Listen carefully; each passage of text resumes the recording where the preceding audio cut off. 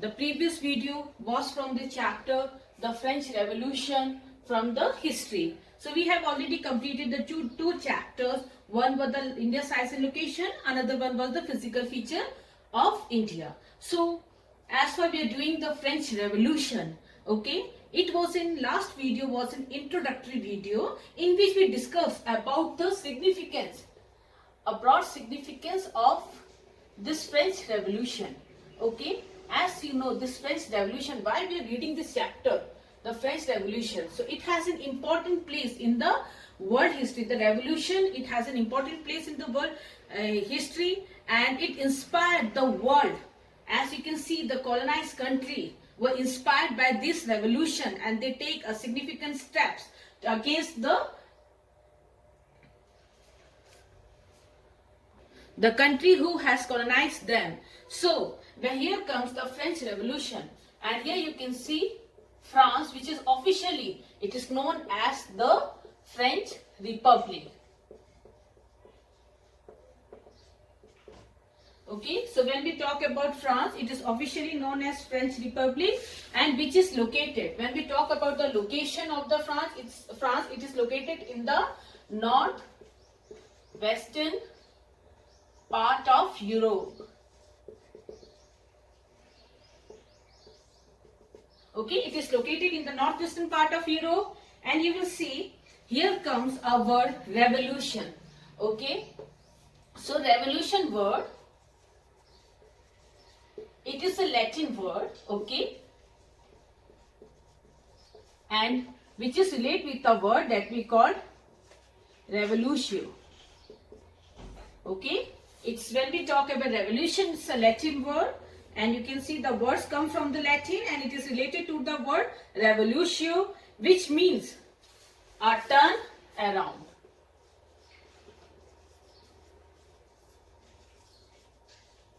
And you can see the example, as the earth, it revolves or moving around the sun. Okay, so when we talk about in the political sphere, okay, it has its own meaning as far as when we talk in the context of the French Revolution. So you can see that a revolution is a successful attempt. Okay, when we talk about this revolution, it's bring a certain changes, certain or a rapid changes, radical changes in the society, in the structure of the society, or in the political system of the society, political system. Okay, so when we talk about revolution, it's a successful attempt by a large group of people. So here revolution, which is, so it's a successful attempt by a large group of people.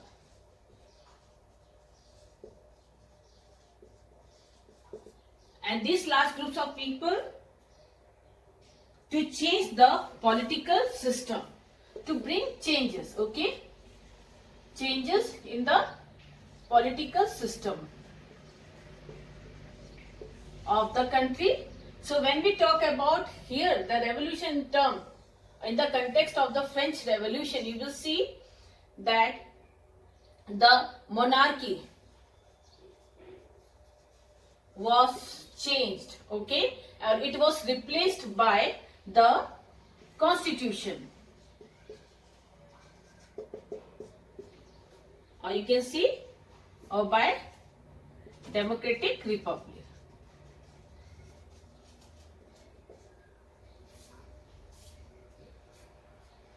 So the French Revolution, when we talk about French Revolution, it's a period of social upheaval. The French Revolution, it's a period of what? Social upheaval. Or we can see the turmoil or the disorder in the society, which began from 1789 to 1799 as the Constitution framed.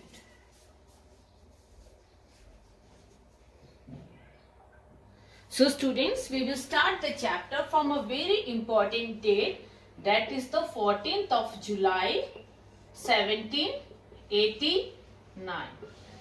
And what is the importance of this date? we will study right now. Okay. So here you will see that on the morning, on the morning of 14 July 1789, the city of Paris, we are talking about the city of Paris in France, was in a state of alarm. It was in a state of alarm.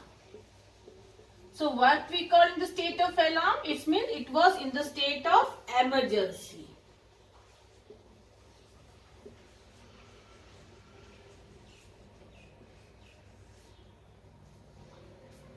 And what was the emergency here? So here comes a rumor. That was spread, amongst the people that the king had sent or king had commanded his troop to move into the city. So here, the rumor here that the king has commanded the troop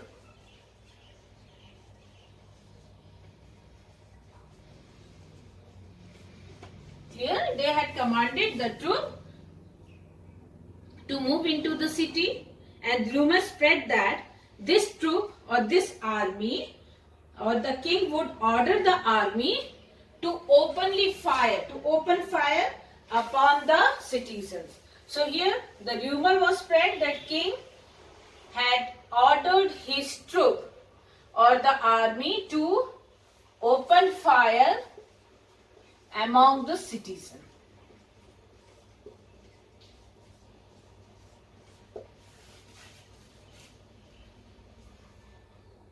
So you will see that the people, the men and the women, the number I given in your book is around 7,000. They gathered in a town hall. This men and women, they gathered in a town hall and they decided to form a militia. They decided to form a militia. So you will see that what is this militia? So they will form the army. So militia is an army, or they will form the soldiers. Generally they are the civilian soldiers. Generally they are the civilian soldiers that engage in the rebel, and they will be engaged in the terrorist activities. So they enter into a government building in search of arms. So now they enter into where? The government buildings in search of arms and ammunitions.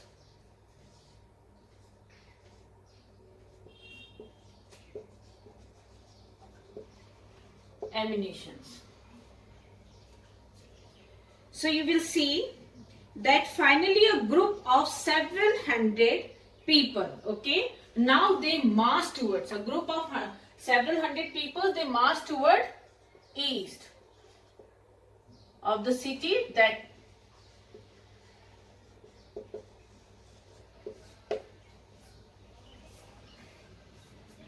eastern part of the city, and stormed the fortress prison, the Bastille.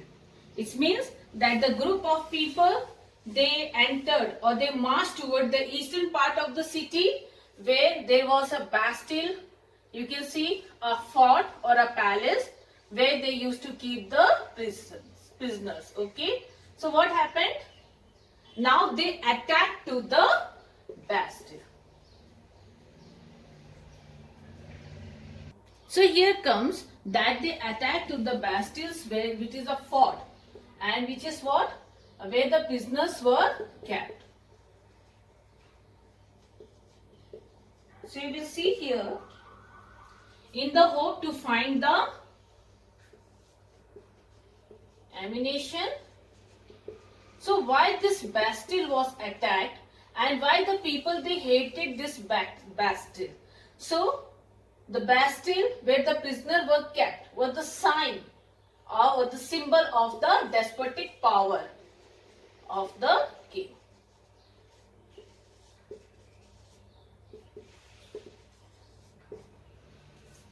So here you will see that in the armed fight that followed, the commander of the Bastille was killed. So when they attacked to the Bastille, here the commander was killed in the Bastille. Okay, then you can see the Bastille was demolished by the citizens. So why they hated it? So you will see, and then you can see that this Bastille was hated by all because it stood for the despotic power of the king. Okay, so if we talk about the despotic power of a king, you know that here the ruler, as for the king, was the head of the administration. King was the head of the administration or the empire, head of the state. Okay, so he ruled according to his own wishes. Okay, so you will see with he rules with the absolute power. So absolute power is in the hand of the king. And you will see they use their powers and authority to oppress their populations, subject and the subordinates. So as they attack to the Bastille, you can see they stormed to the Bastille where the commander was killed. They demolished the Bastille, and then you will see the prisoner were released as they were less in numbers. 7 members were there, 7 prisoners were there, they were released. So you will see the fortress was demolished and its stone fragments. Okay, so whatever the stone fragment of this Bastille, as it was demolished, and the stone fragment of this palace. Okay, stone fragment of this was sold in the market to all those who wish to keep a souvenir of its destruction. So when we talk about this stone fragment, it was what? It was sold in the market for those who want to buy, as they want to keep a, what here is the souvenir. It means they want to kept it as a reminder. This fragment of the stone, this fragment or the stone fragment, they want to keep it as a reminder that represent the destruction of the Bastille. So the days that followed saw more rioting both in Paris and the countryside. So after that you can see it became a chain of revolution. The incidents which start on this particular day, it continue further. So you will see here that most people, they were protesting against the high price of bread. Much later, when historians they looked back upon this time, they saw it as the beginning of a chain of events that ultimately led to the executions of the king in France. So you can see there are so many, when we talk about so many incidents, okay, that laid a chain here as the high price of a bread. And you will read so many other causes, either the social structure, social causes, either it is of economic causes, either it's of political causes. Okay, it become a chain where the people they start upheaving, or the people they start raising their voice, or the big revolution began. Okay, so it ends with the execution of a king. That no one expect that this revolution will take or will become such a big movement that it will change the whole system, the whole scenario of the France. Okay, so you will see here, though most people at that time they did not anticipate or they did not expect this outcome. So how and why did this happen? Okay. The another topic here. Now we will talk about the French society. Okay, during the 18th century or the late 18th century. So now we talk about what? We will talk about the societies. So when we talk about French or the France, here comes a very important dynasty that we call the Bourbon dynasties. Okay, so if we talk about a very important dynasty that ruled or the family that ruled in France during the time of the French Revolution was the Bourbon dynasty, and when we talk about the ruler, here is the Louis XVI. Okay, so in 1774, Louis XVI of the Bourbon family of kings, okay, he ascended the throne of France, okay. In the year 1774, he ascended the throne in France. Then you will see he was 20 years old and married. Now Louis XVI, he married to the Austrian prince, okay, he married to an Austrian princess, Marie Antoinette.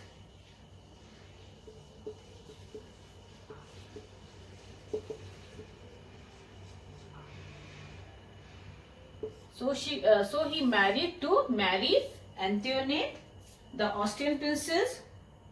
So upon his accession, the new king found an empty treasure.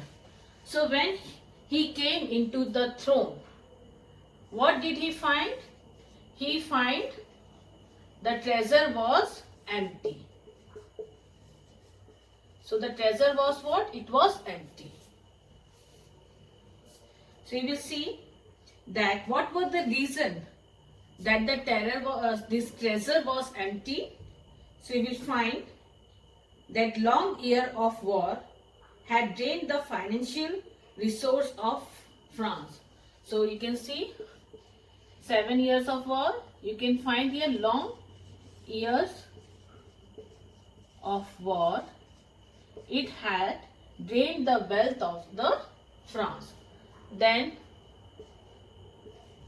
you will find another reason for the that why the treasure was empty. So you will see that in maintaining an extravagant court at the immense palace of Versailles. So here you can see that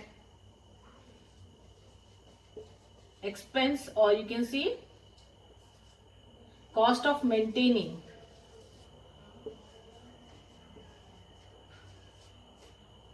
at the palace of Versailles.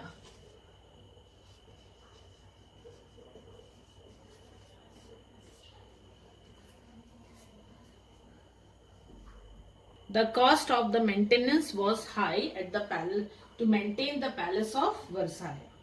So under Louis XVI, France helped, and under Louis XVI, okay, they held 13 American colonies.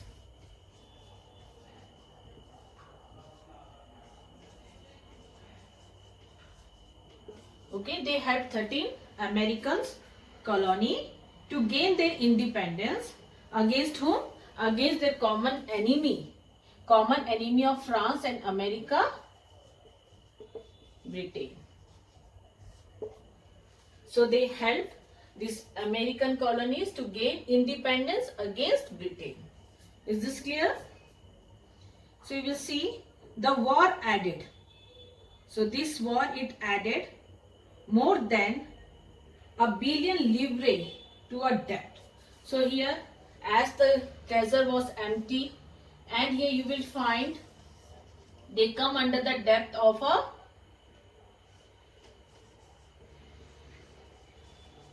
1 billion livre.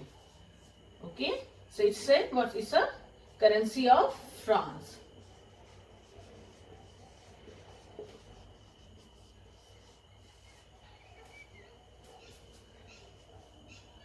So after 1 billion livre which was added, so now the debt was 2 billion livres. Or you can see that the lenders, the who gave the state the credit, now they begin to charge 10% interest on loan. So the lenders who gave money to the state, they are charging how much percent? 10% of interest on the debt they have given to the state. So the French government, they was obliged to spend an increasing percentage of its budget on interest payment alone. So now they were obliged, the state here, it was obliged to pay these taxes. In the sense, taxes in the sense they have to pay a large amount of money. Okay, amount of money as in interest. Now the state, they are obliged to pay large amount of money as in interest. And if we talk about the other expenses, so what about the other expenses of a state when it is paying a large amount of money only in this interest? So what about the other expenses of the state? So what are the other expenses here? You can see that one was to maintain the cost of the Versailles Palace, to maintain the Versailles Palace. Okay, then you will see, second you can see that for administration they need money, for army they need money,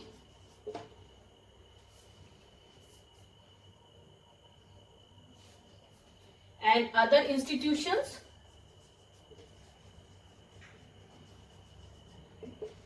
government bodies, the universities,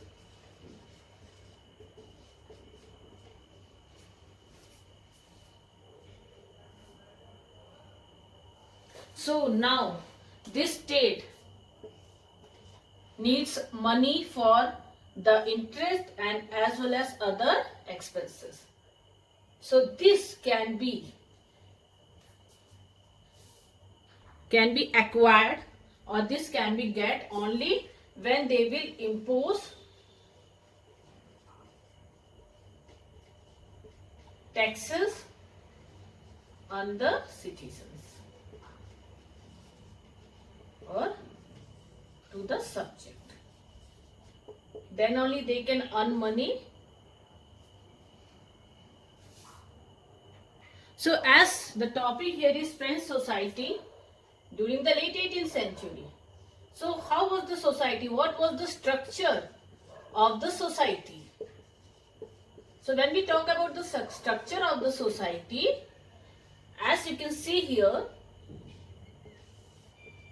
the structure of the society was divided into 3 orders. Okay, it is divided into 3 orders. This is the first order, this is the second order, and this is the third order. So it is divided into 3 orders which we call estates. Okay, so if we talk about the structure of the society, the people were divided into orders, and there were 3 orders in the society. The first estate, okay, the second estate, the first estate, the second estate, and the third estate. Clear to all? Okay, so the structure of the society, as you can see here also, when we talk about in our country, so it is divided into Varna system. So there also it was divided into order which we call first estate, second estate and third estate. So when we talk about the first estate, it is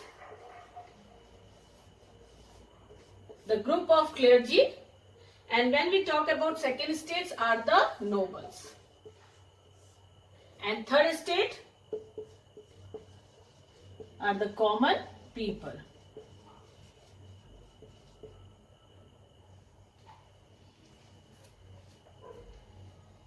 So you will see that these two states, when we talk about the first and the second state, okay, these are what? This we call the privileged class.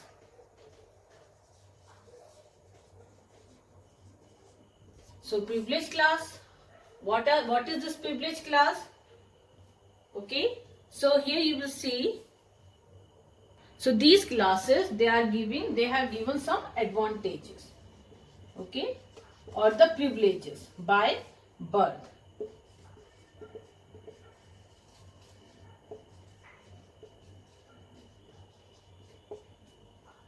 As these are the upper classes also, these two states are the upper classes.